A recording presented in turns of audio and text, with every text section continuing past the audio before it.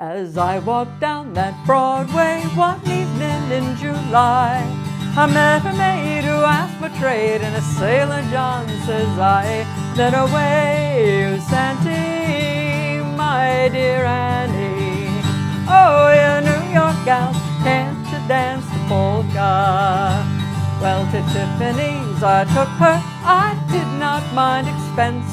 I bought her 2 gold earrings and it cost me 15 cents. Then away you Santee, my dear Annie.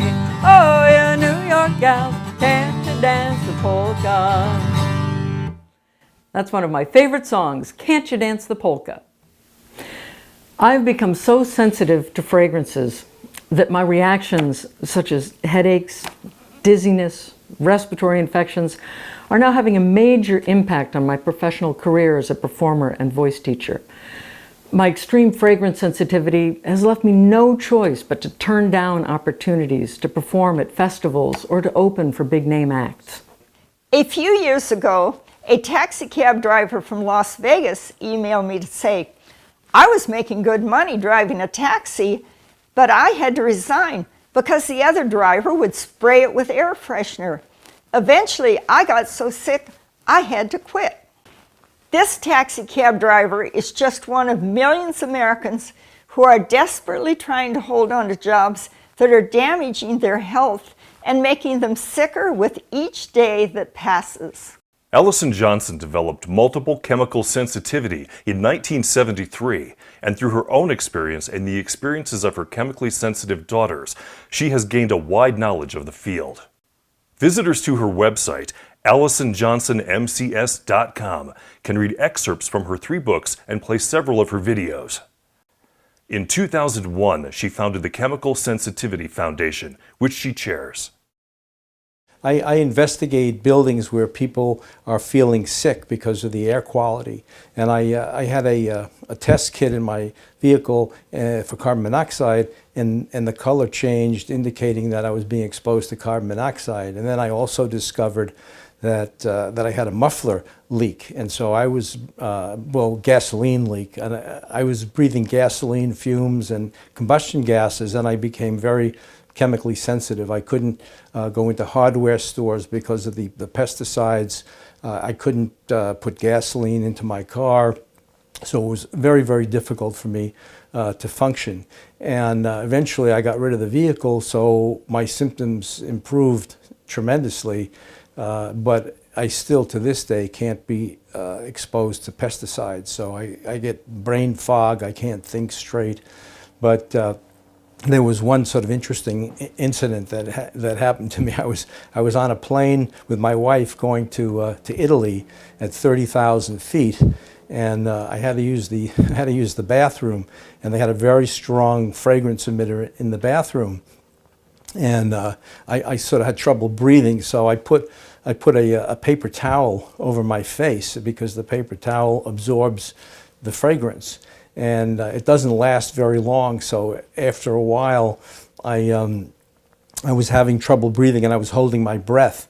So when I stepped out of the bathroom, I got very dizzy and I fainted. And one of the stewardesses actually caught me, and then they gave me oxygen, and I was fine after that. But it was really, the fragrance really bothered me in the bathroom. Jeffrey C. May holds an MA in Organic Chemistry from Harvard. As the principal scientist at May Indoor Air Investigations, he has been investigating indoor air quality problems for more than 20 years. May is an adjunct professor in the Department of Work Environment at the University of Massachusetts at Lowell.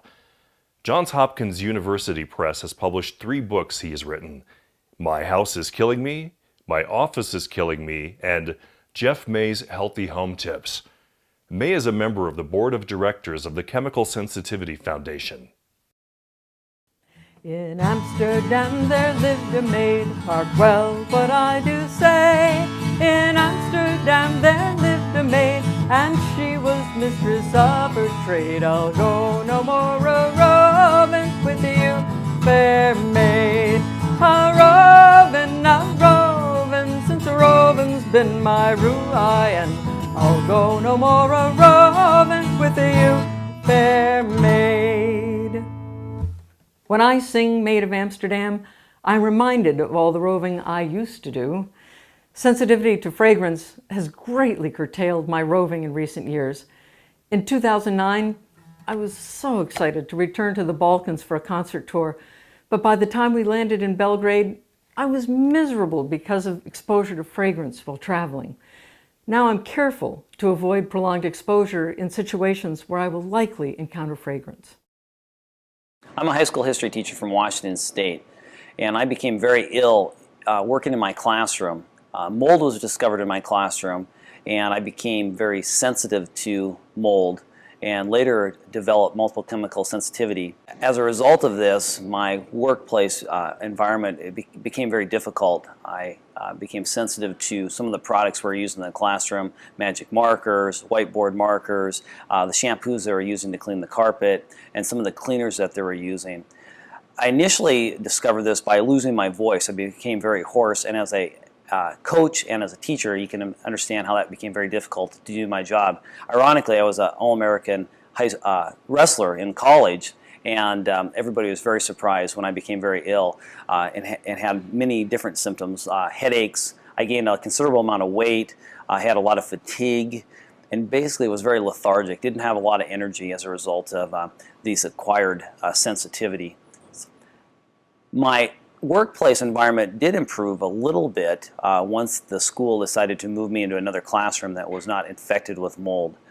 It was very challenging and very difficult to do my job. The students, I had to ask not to wear perfume, which was awkward for some of these younger kids that really didn't have an understanding or a sensitivity to the possibility that people react to various chemicals. I started with a chronic cough in 1991. And at that time, we were going through a house renovation. The cough became progressively worse, and eventually I was hospitalized in 1994 with a life-threatening pneumonia. I was intubated for 3 weeks. I was in the hospital for 4 weeks. But even once I came out of the hospital, I continued to have this chronic cough. I saw multiple doctors, multiple tests, and no one could exactly tell me why. But to this day, I still have a cough, and what triggers the cough now, I think because my respiratory is sensitive, are things like fragrances. And that can be difficult, particularly if you're in an elevator and someone gets on, and they can have a lovely perfume on, or hairspray, or whatever, and I start coughing. And it can be embarrassing. It can be very embarrassing. The worst situation is if you're in a meeting and you're with friends you like, you know, and you want to turn and you want to say, "That's lovely. That fragrance you have, lovely." But I need to tell you, I'm going to start a cough spasm because I can't tolerate it. So it affects me every day. My name is Chris Markham. I'm a retired photographer. This is my wife, Maureen, and she's a retired nurse. And I developed a breathing problem they call MCS, probably back in about 2013, about mid-2013. It started after our house was destroyed in the Sandy storm. A tree took it out. And we lived different places, so we rented this home here. In the meantime, I went back to the house, which was quite damaged. And I crawled through all the spaces in the house and the lumber to salvage whatever I could. And I did that for 2 months every day.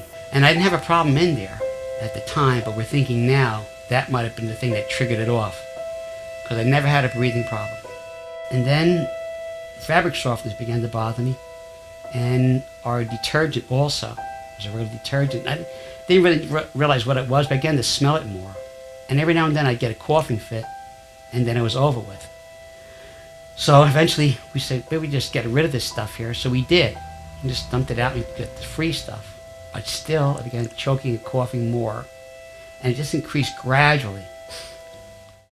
One of the big problems we have is that the weather is changing really worldwide, and there seems to be an increase in the number of sort of really devastating hurricanes and severe flooding. In fact, some areas have really been hit more than once. It's relatively unusual, so, or it may be the new usual, I don't know. But once a house is flooded like that, if it can be dried out very, very quickly, it may not necessarily be a problem, but what's happening in most of these cases is that there's no power and these houses are staying wet for many, many days, and they have these very extensive mold problems.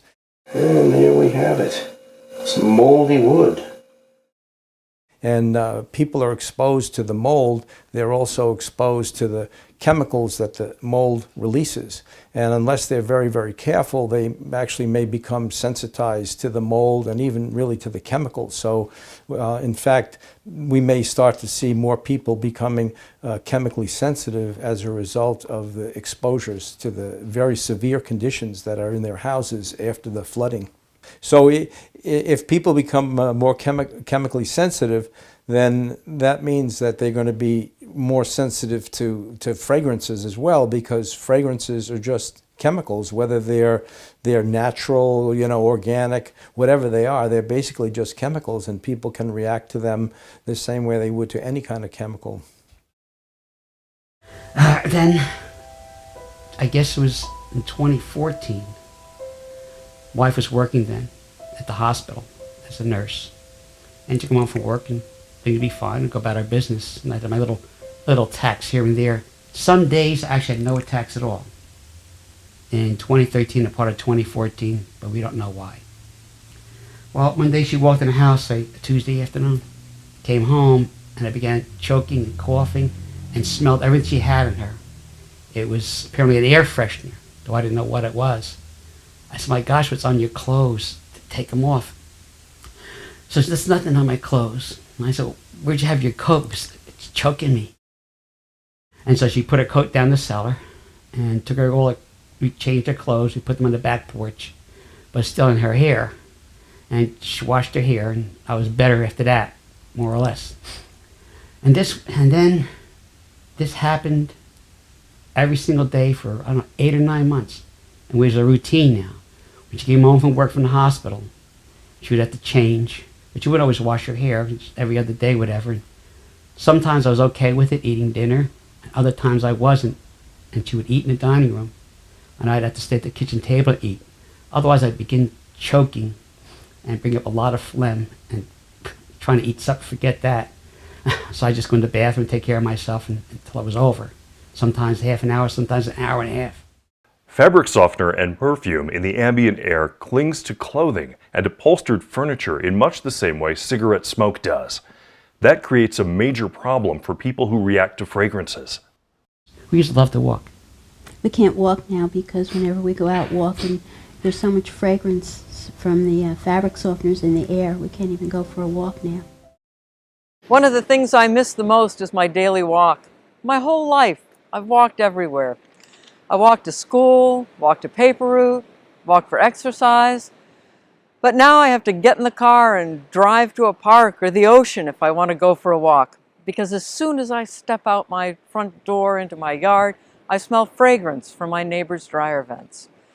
We bought our current home in 2007 because it was in town near my husband's job. We spent a lot of time out in our 1-acre yard planting apple trees, blueberries, and grapes. But by 2013, I was noticing the occasional intrusive odor of dryer vent fragrance when I was outside in my yard. Now that a few more houses have been built nearby, the problem is overwhelming. One of my favorite songs about the sea, which is called Shipmates, is about two sailors who are setting sail for different parts of the world, but hope to someday meet again in some distant port. This song is based on a poem by C. Fox Smith that was adapted for singing by Charlie Ipcar. Goodbye and fare you well, may not but good attend ye all around the wide world, where sailors' luck may send ye, up and down the deep seas, back across the line, and you'll go your way, and I'll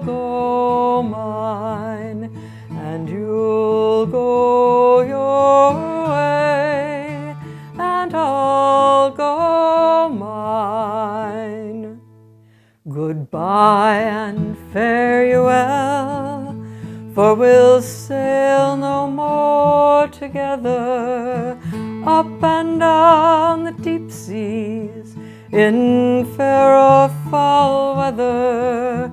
We'll sail no more together, in foul weather or fine, and you'll go your way, and I'll go mine. I used to run. I used to do stuff all day long, work all day, run, exercise. I'm 74 now. When I was 7, I was doing pull-ups, push-ups, a machine. Nothing to stop me. Some nights he's been so bad I wanted to call the EMR, but he doesn't want me to call the EMR and bring him to the hospital because the hospital has the fragrances, and he's afraid he's going to get worse, so he won't go to the emergency room. Chris took a video of himself having an attack the night after we had filmed him. I guess the medicine is wearing off and you guys were here.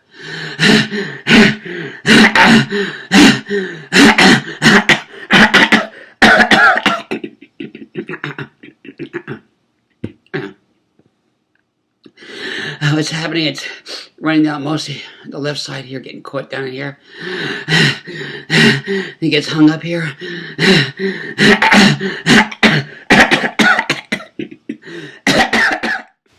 But you should tell him about the fragrances that were on her clothes and where they were coming from when she came home from the hospital. You should know how this came about. Do you want to tell him about that? The stuff they put in your office? Oh, you mean when I was working? Yeah, when you were working at the hospital. It's yeah. a mechanical, it runs on battery, and it's high up on the wall, so people didn't realize it was there at first. So it would keep shooting off the perfume.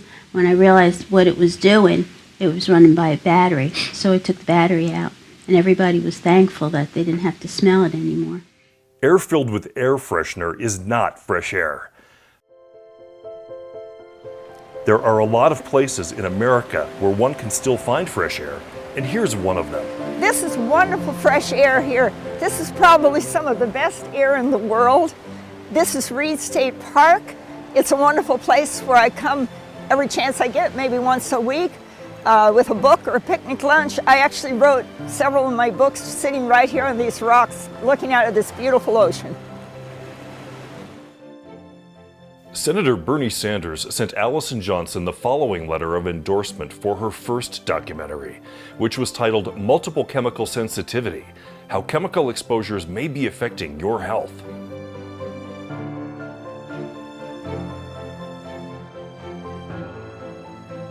Dr. Christine Oliver is an associate professor at Harvard Medical School and served for many years as co-director of occupational and environmental medicine at Massachusetts General Hospital. Multiple chemical sensitivity, or MCS, is a multi-system disease that is characterized by symptoms associated with exposure to low levels of chemical vapors.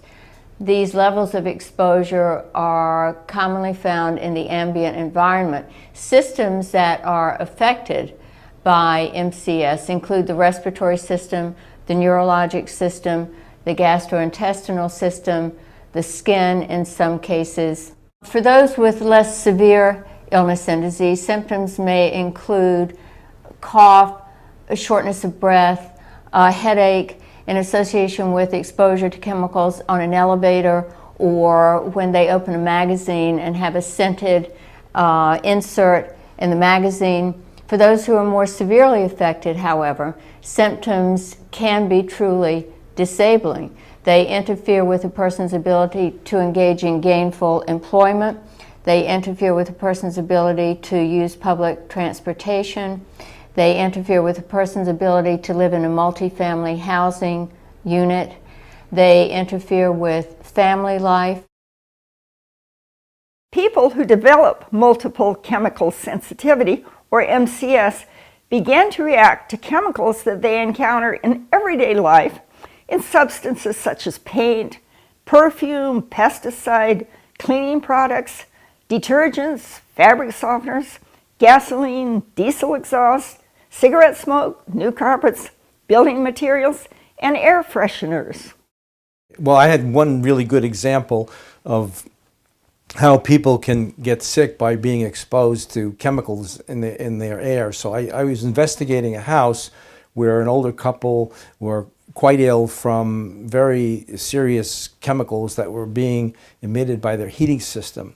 And I walked into that house and I kind of forgot why I was there. I mean, the chemical smell was so strong and overpowering that I couldn't think straight. So I had to go back and put on a charcoal respirator. So I'm very sympathetic to the fact that people can think better in cleaner air. I'm Tara Batista. I'm a registered nurse at the VA hospital in Bedford, Massachusetts. I joined the Army when I was 18, and at age 19 I was sent to the Gulf War in 1990 and 91. I had exposure to carc paint, nerve agent, petroleum products, chlorine gas, oil well fires, all sorts of chemicals, and developed chemical sensitivity, migraines, multiple symptoms since then. So after the Army, I became an RN. It was extremely difficult with being chemically sensitive and allergic to every scented product like perfume, scented hair products, etc. And it's surprising that I had such a rough time just in school and then in every job I had, because in nursing school they teach you not to wear scented products because it causes vasospasm, bronchospasm, and allergic reactions in patients as well as staff.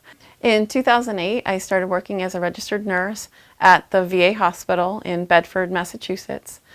It was a struggle in the beginning because I was exposed with chemical sensitivity, exposed to scented products.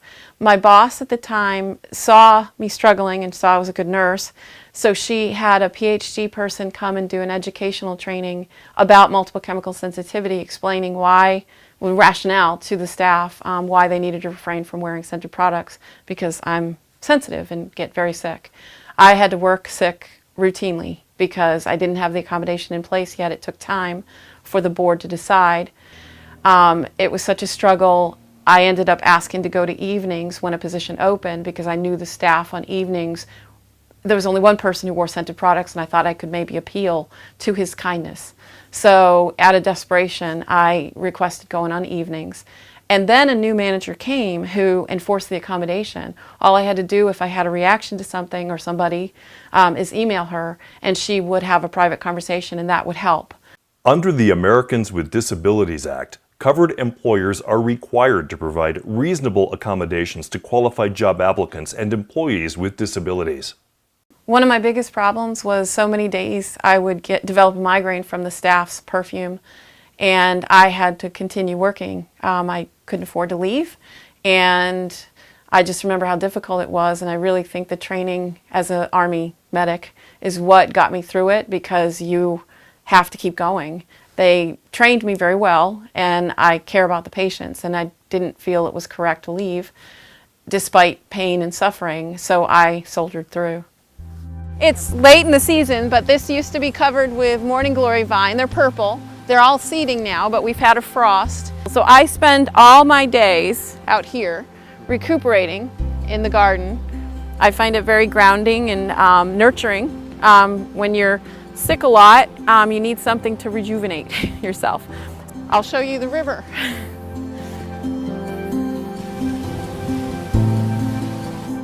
So all of these rocks, I moved in buckets from up the street.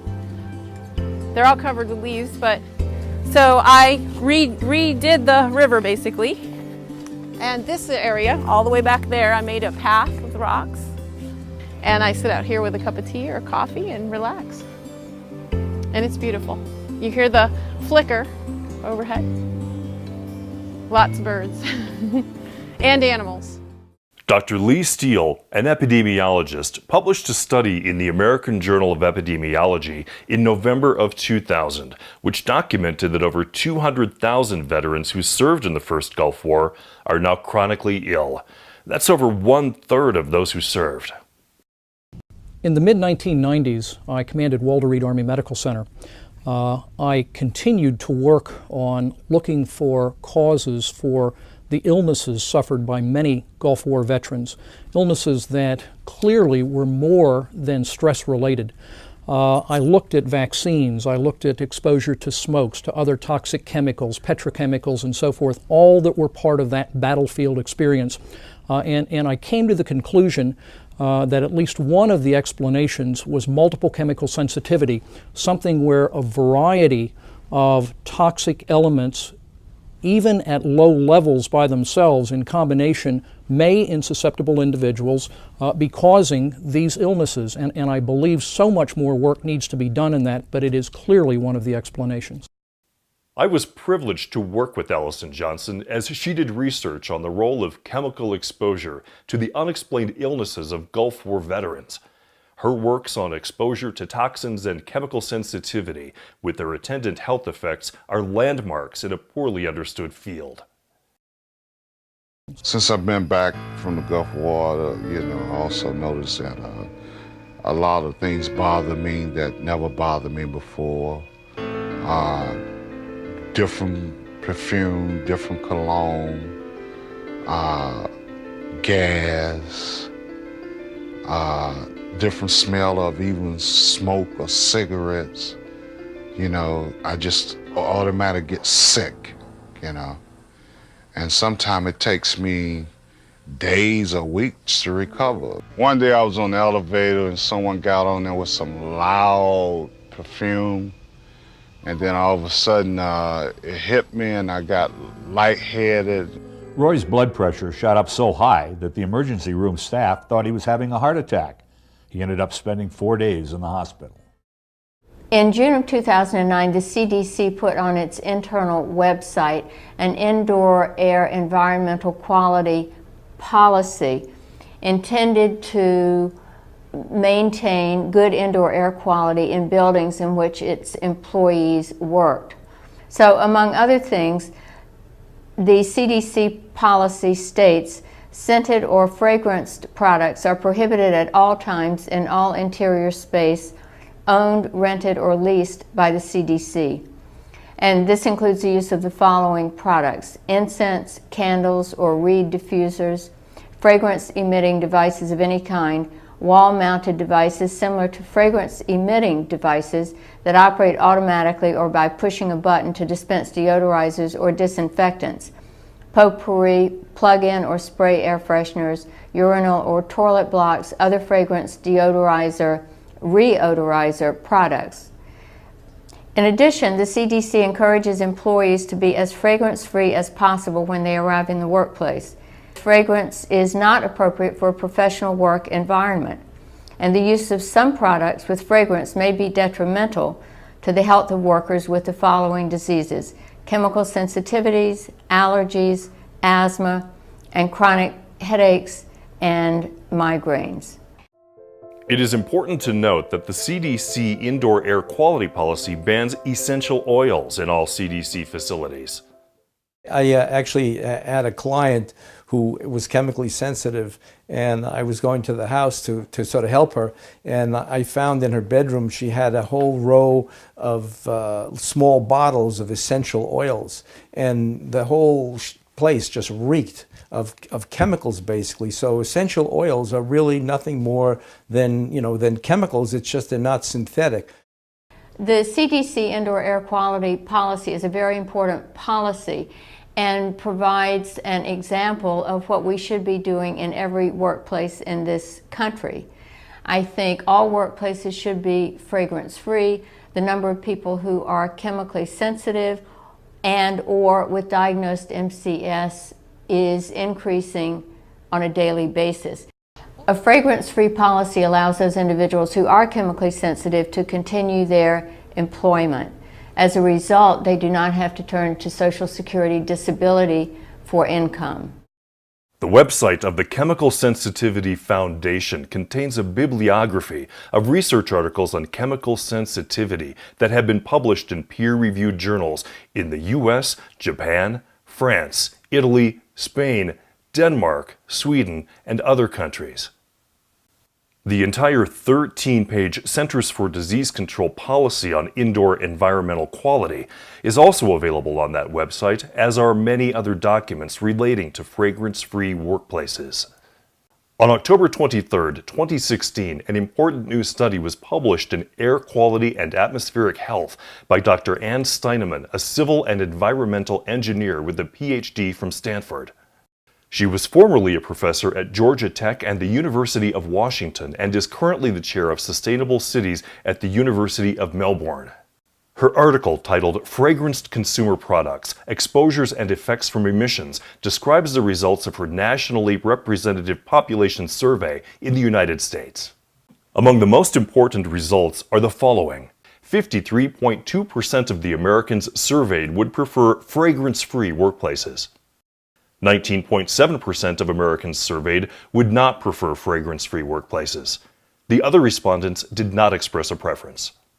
This means that over twice as many of those surveyed favor fragrance-free workplaces as do not.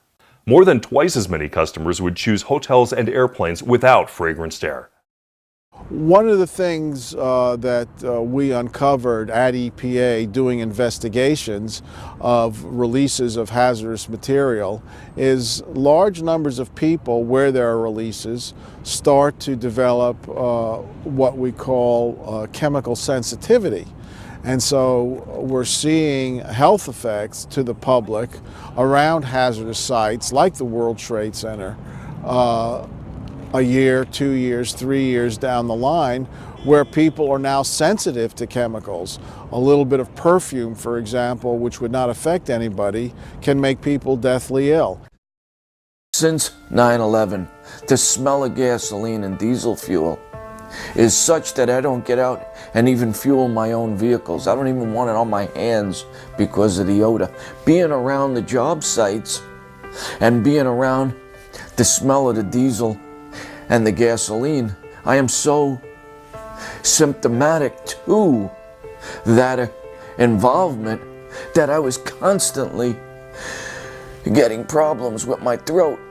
I would wind up going hoarse and I would lose my voice sometimes. The next thing you know, from a sore throat, I'd have a chest infection. I get lung infections, then I get pneumonia. And this never, ever happened to me before in my life.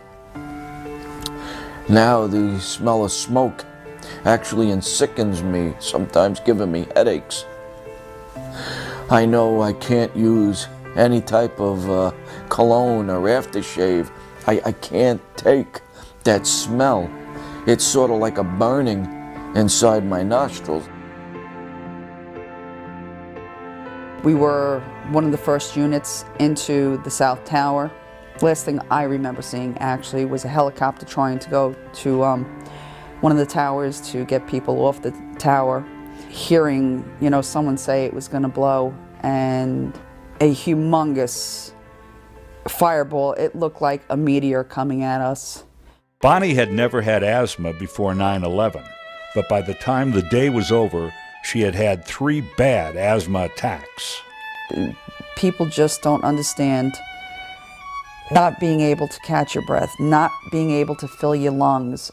It's such a horrible, horrible feeling. It feels like someone's crushing your chest and basically sucking everything out of you.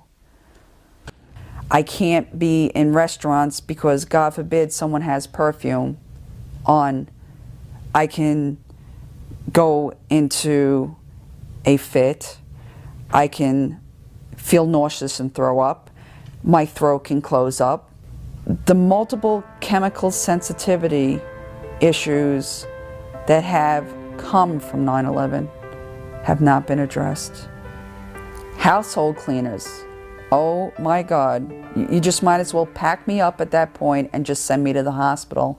I've been tracking the firefighters post 9/11, and what many have told me, and their medical reports have shown that they've become hypersensitive to other chemicals that are out there. They could be fine for a while, they have respiratory problems, they run 3/4 time, meaning that they're not on active duty, and boom, they'll come across perfume or other chemicals out there, even household cleaning chemicals, and they'll just become immobilized. Some of them just become so sick that they basically can't function on a daily level. Another striking thing is that many of our patients are much more reactive to strong odors than they were before. Not always with exactly the same kind of reaction that they'll experience when they're exposed to cigarette smoke or bus exhaust, but they notice these odors more and find themselves reacting physically unpleasantly to these odors in ways they never did before. I have patients who cannot walk into a department store cosmetic area without experiencing shortness of breath and chest tightness in ways they never did before. I have patients who cannot get on an elevator where someone is wearing strong perfume or cologne without experiencing fairly intense respiratory reactions. We don't always understand why this is so, but it is extremely commonly reported among our World Trade Center responders. And many of our patients say that they're simply unable to wear fragrances themselves or be around others, family members, friends who wear such fragrances because they simply can't tolerate them.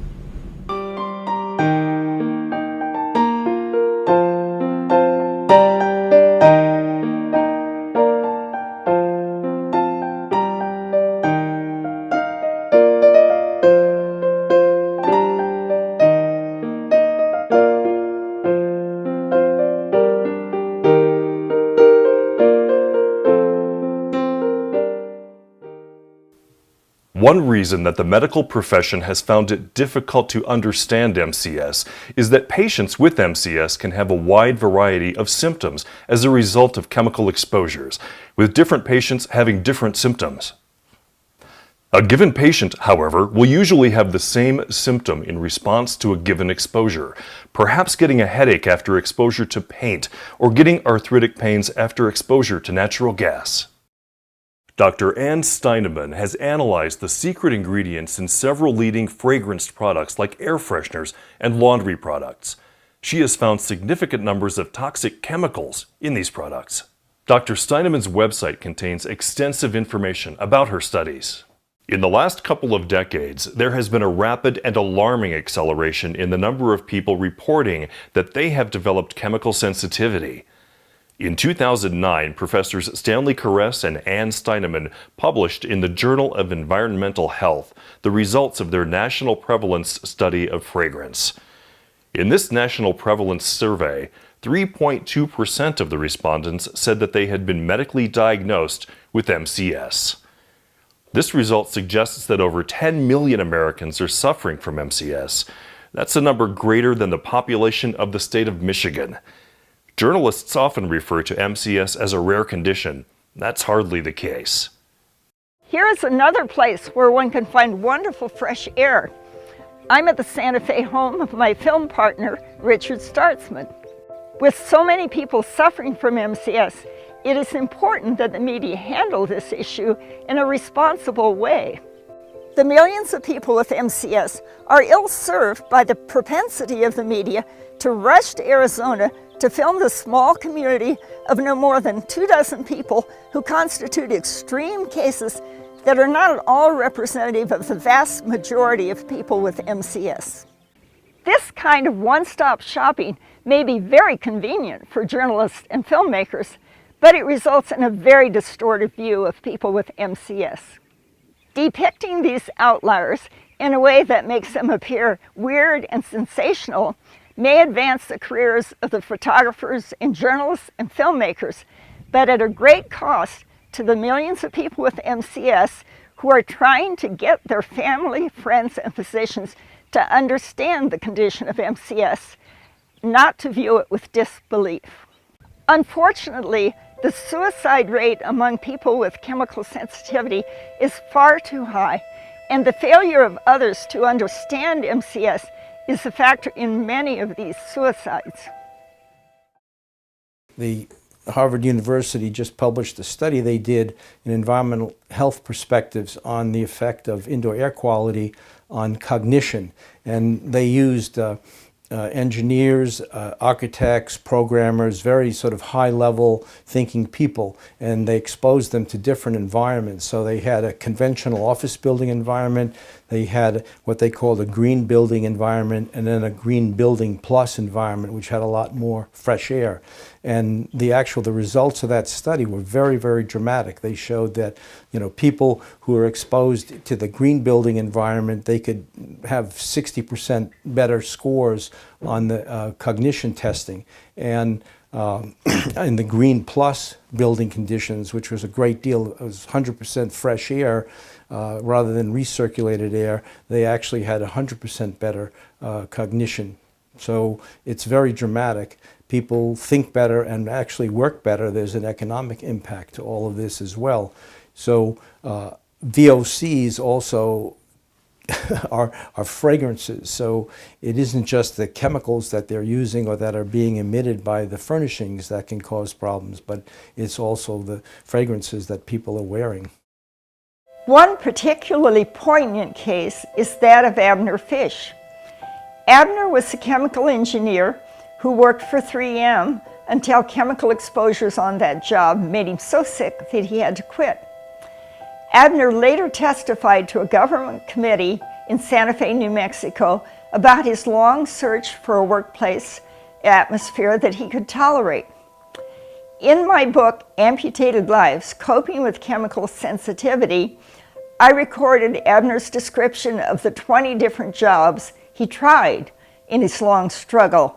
Here is the way Abner described one of the last jobs he tried. I was flipping burgers and running a cash register, and I got a very good performance evaluation after 2 months and after 4 months. But when they hired new employees who wore perfume and kept scheduling me with them, I had to resign. 6 months after he gave this testimony, Abner Fish took his own life. It's not the end of the world if you can't wear your favorite perfume, but exposure to fragrance in the workplace did mean the end of the world for Abner Fish. My name's Kathy Gustafson. I'm a registered nurse and I'm the director of assisted living at the Highlands in Topsom, Maine.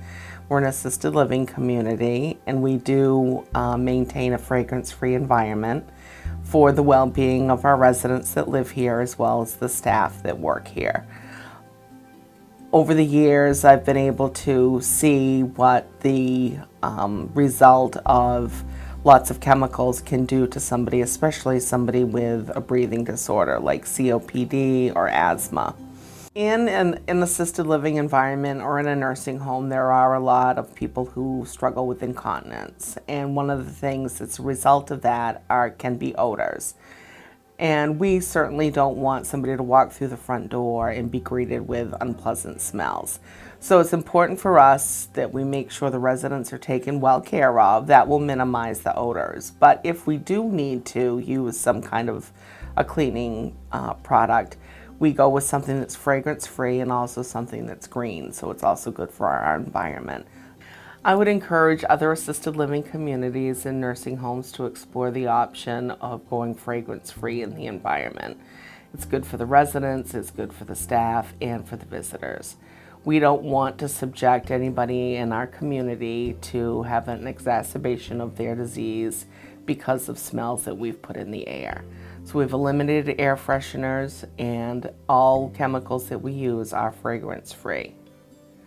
It was not a difficult process to become fragrance-free, so please, I ask you, for the benefit of the community that you work in, to explore that option. My wife and I have a dear friend who suffered a severe brain aneurysm that landed him in a nursing home for over 2 years. Of course, we wanted to visit him often, but we soon discovered that the citrus-scented air freshener was so intense that we reacted to it very strongly. The result was that we didn't visit him as often as we liked. Finally, we told the staff that the so-called air freshener was preventing us from visiting or staying very long. We aren't very reactive to chemicals, but that air freshener was an instant headache maker, and it affected our relationship with a dear friend who really needed us. Most days, I spend a few hours at this computer, either working on my books and films or reading about potentially important research relating to chemical sensitivity, or reading emails from people whose chemical sensitivity is disrupting their lives to such an extent that they're desperately searching for help on the internet, and they found the website of my Chemical Sensitivity Foundation. 3 or 4 phone calls a day come in on the foundation phone line, and speaking with these people has more than ever convinced me that fragrance sensitivity And the larger issue of MCS, or multiple chemical sensitivity, is growing at an alarming rate. In the last 2 decades, I've seen a dramatic increase in the number of people contacting me who are finding exposure to fragrance products an almost overwhelming problem that is driving them out of the workplace or disrupting their family life and their social life. In far too many of these cases, these people are looking at frightening options for the future. Trying to live on less than $1,000 a month from public assistance is a daunting prospect. And I think that many of these people are saying over and over to themselves, I can't live under a bridge.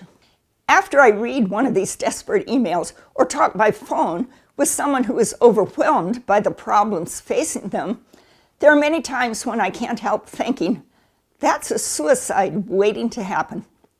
How can you help me help these people? Here's an important way you can help ensure that people who are sensitive to fragrances can remain in the workplace instead of being haunted by the image of sleeping rolled up in a blanket under a bridge. The first thing you will see on the website of the Chemical Sensitivity Foundation is the image of one of these cards showing a breaking ocean wave with above it the words "Fragrance-Free Workplaces, Wave of the Future." Below that image, you can click to request that the Chemical Sensitivity Foundation send you some of these fragrance-free workplace cards so you can hand them out to friends, family members, employers, physicians, business owners, or government officials. On that same homepage for the Chemical Sensitivity Foundation, you can click on a button to donate to the foundation so that we can hasten the day that fragrance encounters in the workplace and elsewhere no longer have a devastating impact on the lives of people like Chris Markham.